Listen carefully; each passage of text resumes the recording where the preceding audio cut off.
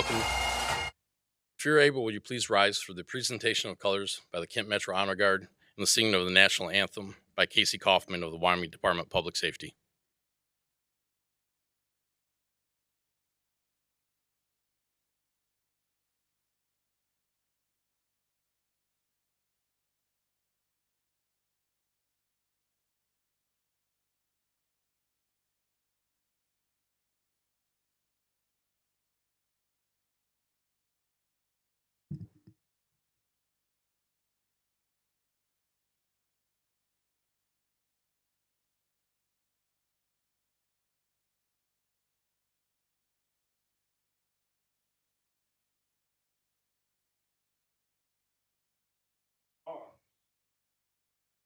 Oh, say, can you see by the dawn's early light what so proudly we hailed at the twilight's last gleaming, whose broad stripes and bright stars through the perilous fight o'er the ramparts we watched were so gallantly streaming, and the rocket's red glare, the bombs bursting in air, gave proof through the night that our flag was still there. Oh, say does that star-spangled banner yet wave o'er the land of the free and the home of the brave?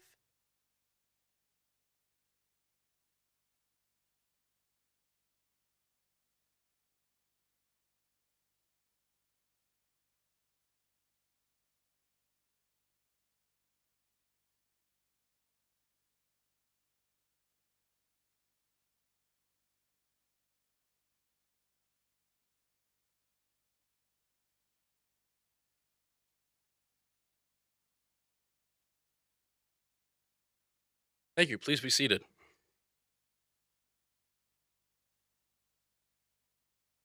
First, I want to thank you all for coming and thank you for your patience as we delayed our start a little bit. And thank you for your understanding when it comes to the construction and parking that is downtown Grand Rapids in the summer. So, thank you for that. Before we get started, I want to take a moment to thank a few special people. I'd like to thank GRCC's interim president, Dr. Triesenberg, and Board of Trustee member Micah Perkins for their attendance. Also, need to thank our criminal justice staff and all that they do, and a special thank you to Mrs. Crapo, who works incredibly hard behind the scenes to make sure everything gets done, including putting together tonight's ceremony.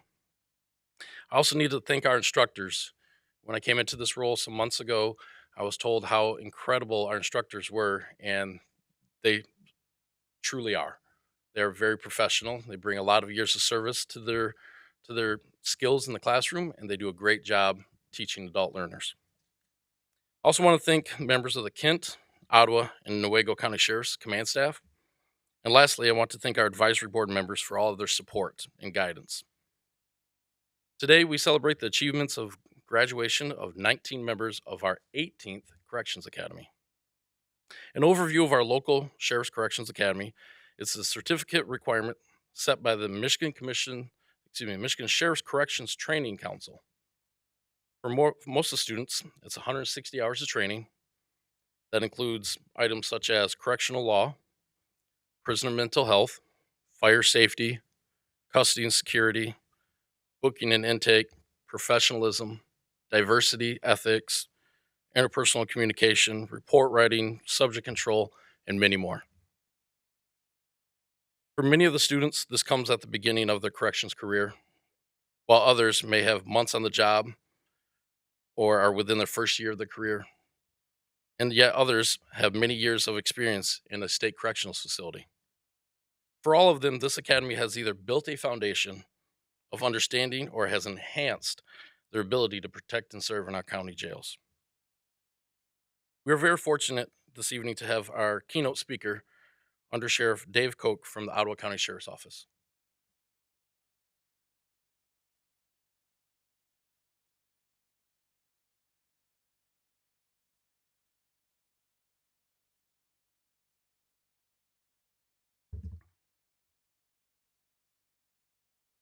Take a brand new speech for a spin tonight, so we'll see how it goes. Even with my 24 font, still need the glasses. When I was a kid, my dad was a local corrections officer. And later in my life and throughout my career, I've had the honor of working with great men and women who have served in the same capacity. When I think of my dad, I have a lot of pride. My dad started his career as a police officer in the city of Grand Rapids, then became a soldier in the United States Army. He was a veteran of Vietnam and a retired lieutenant colonel. And after his military career, he had a 14-year career as a corrections officer at the Kent County Sheriff's Office. My memories of my dad are of a strong leader. He had the resume to support those thoughts, and he carried himself in the same manner. He was proud of what he did as a corrections officer. He knew its importance, and unlike most of us, he knew what happens behind the walls of a jail. A figure that I often think of when I think of my dad is President Ronald Reagan. And President Reagan said this. He said, "No group of Americans has a more difficult or less publicly visible job than the brave men and women who work in our correctional facilities. Correctional officers must protect inmates from violence from fellow prisoners while encouraging them to develop skills and attitudes that can help them become productive members of society after their release. The general public should fully appreciate correctional officers' capable handling of the physical and emotional demands made upon them daily. Their profession requires careful and constant vigilance, and the threat of violence is always present. At the same time, these dedicated employees try to improve the living conditions of those who are confined. It is appropriate that we honor the correctional officers in our institutions at every level of government, for they are invaluable, or they provide invaluable contributions to our society." My dad had many stories that he could tell from his life experiences, but he seemed to focus mostly on those from his corrections career.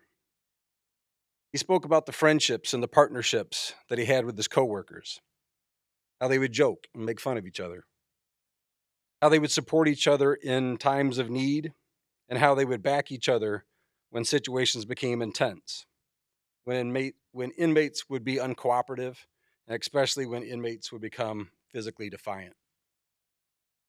I can remember a time when my dad came home early from a shift with a bit of a black eye and a sprained ankle. And I don't recall exactly what happened that night, but I do recall that, in my dad's words, his friend and coworker Mark saved his ass. More often, I heard stories that exhibited the skills that we try to teach our officers today. Actions and traits like building rapport, mutual respect, and de-escalation. To be honest, he was probably boasting a bit when he talked about how inmates would do what he asked when he asked them to do it. They did this not because they feared him, not because he would threaten sanctions or punishments, but because they respected him. And that respect was built by how he treated them. While he made it clear what the expectations were, he also treated them like people, like sons and daughters, fathers and mothers, brothers and sisters, like people who have made mistakes, those who have been derailed by addiction, and those who don't have the tools or haven't had the opportunities to stay on the right path. Through fair treatment and consistent enforcement of rules, he modeled the professionalism and service of our corrections officers. My dad was not unique in this. I have had the distinct pleasure of working alongside men and women who have done the same. People like Dan and Jessica, Lindsay and Clint, Brad, Jeff, Jeremy, and many more. They all walked the thin line between care and confidence, between security and service, between honor and order. They kept themselves, their partners, and their inmates safe. They are strong, consistent, and vigilant, but they are also dedicated to service, leadership, professionalism, and care. A few years ago, I was walking through a jail with that facility's captain. He had worked in that jail for over 25 years and rose up through the ranks. And as we walked through a housing unit full of inmates, one called out to him by his first name.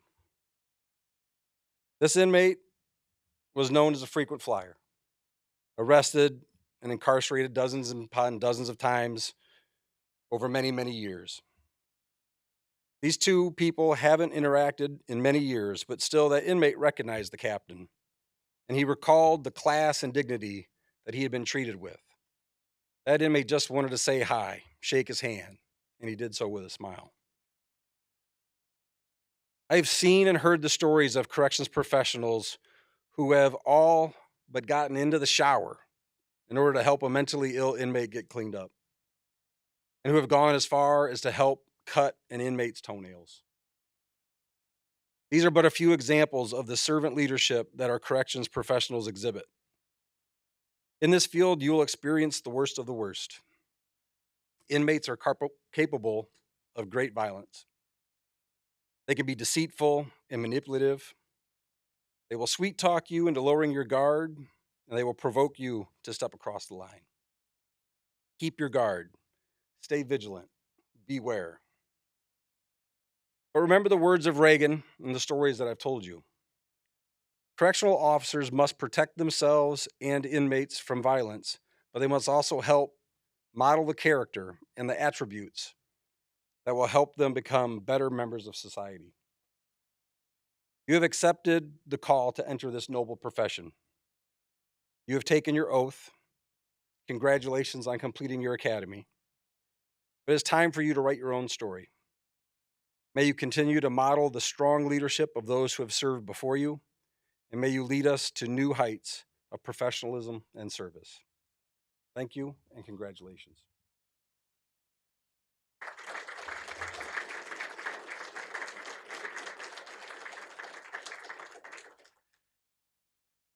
Thanks, sir. I joked with the students right before we started because we practiced and did run throughs earlier.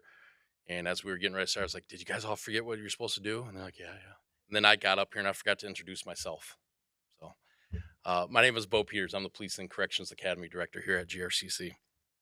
So each session, we ask the students if anybody would be willing and like to be the class spokesperson. No surprise, we usually don't have too many people jump up at that opportunity. So I asked them to vote or nominate others. And thankfully, Deputy Davies was willing to do this for us. So I'll introduce her at this point.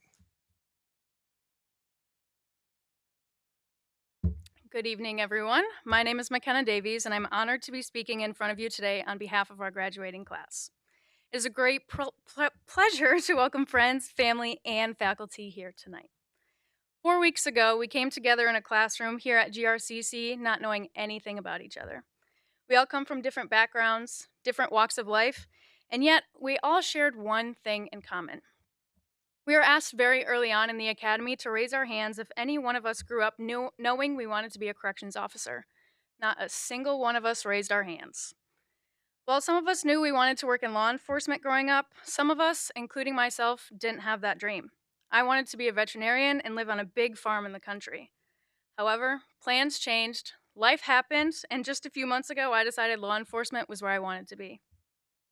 I applied to Kent County on a whim one day, not thinking someone with a strictly construction background would be something that they were looking for or even remotely interested in. Coming to this academy, I realized I was not the only one with zero experience in the field of law enforcement. Many of us have family members that have worked or have worked in similar fields, but many of us are doing a complete 180 in the career department. However, we made it. Through death by PowerPoint, sicknesses, injuries, and even some very personal defensive tactic techniques, we did it. While none of us grew up thinking we'd be here today, I am very proud to be sitting next to each and every one of you. The next step of our journey is very unpredictable. We sat in class after class preparing emotionally, mentally, and physically for what we are about to endure. The long hours, the harassment, going hands-on with inmates, de-escalation, and so much more. Despite all the preparation, we will be asked to keep our heads on a swivel and change our tactics with each individual situation we come across. We will come across situations where we may not feel like we're fully prepared, or we may feel fully prepared, but we get tunnel vision in the heat of the moment. We are going to make mistakes. It's inevitable, especially when we're babysitting grown adults who happen to hate babysitters. We all have dreams and ideas of what we want our careers to look like. Some of us want to use the jail as a stepping stone, and some want to make a career out of it. In our class, we have dreams that include climbing the ranks in the jail, road patrol, FBI, U.S. Marshal Service, and many other avenues of law enforcement. At the end of the day, we all chose corrections first, and I encourage you to remember that as our careers progress. I may be biased, but corrections is the most important part of law enforcement and the most forgotten. We handle everyone society is afraid of or has deemed unsafe for everyday life. While we are entering a very thankless job, I wanted to take a moment and thank our friends and family members in the audience. You're truly the backbone to the operation, and you can help us look at a situation from many different perspectives. There will be missed sports games, dance recitals, and even holidays. Thank you for sacrificing as much as you do and supporting us in our careers in the process. As we leave this academy and continue our careers, I hope you turn your dreams into reality. I hope you remember your why. I hope you stay true to yourself. And most importantly, I hope you stay up on your training for when someone inevitably gets in a fight with an inmate. As author Peter Drucker once said, the best way to predict the future is to create it. So go predict your future. Thank you.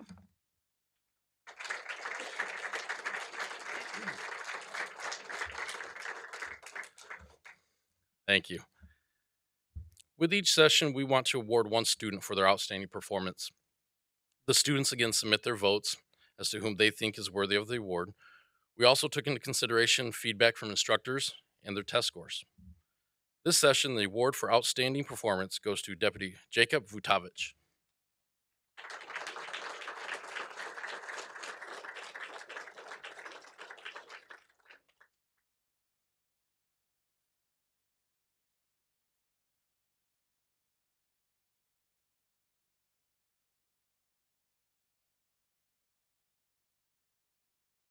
At this time, we're going to be recognizing all of our graduates. Students, please rise and fall out.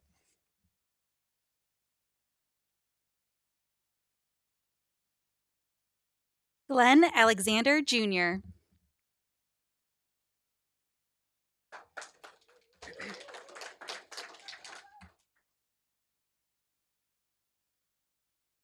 Raymond Anderson.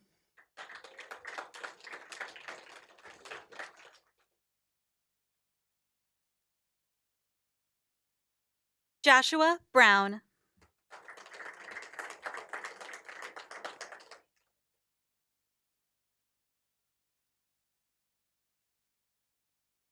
McKenna Davies.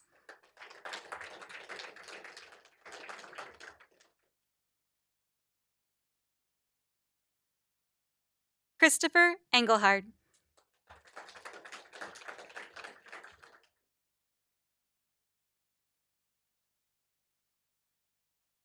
Brandon Fless.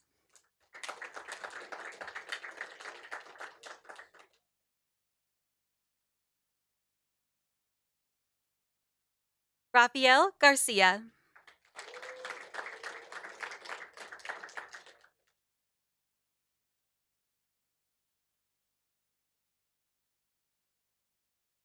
Daniel Halligan.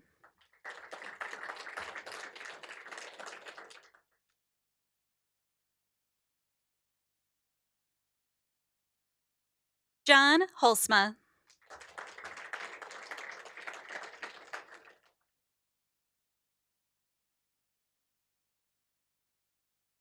Paige Coyers.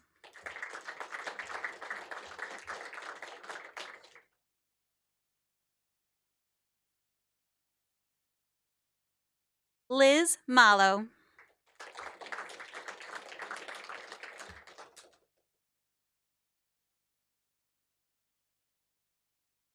Zachary Page.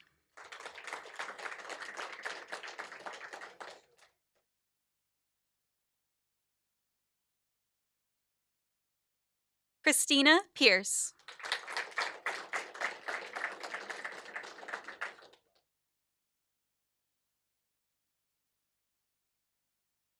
Brandon Pinder.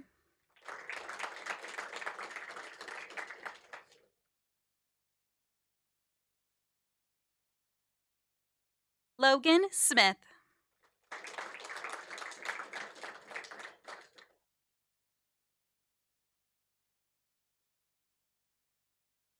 Kristen Spira.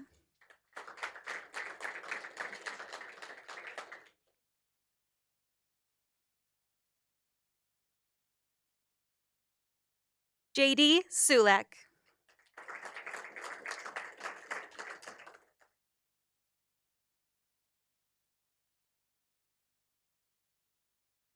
Healy Titan.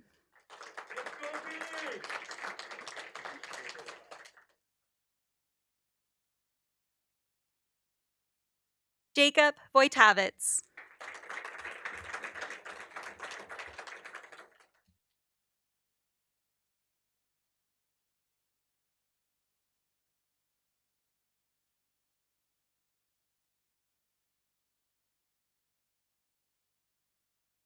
I again want to thank each and every one of you for coming and dealing with our traffic and construction and everything else that comes with it. But thank you for being here and supporting our students. Ladies and gentlemen, I would like to present to you the graduates of our GRCC's 18th Class of Corrections Academy. You're dismissed.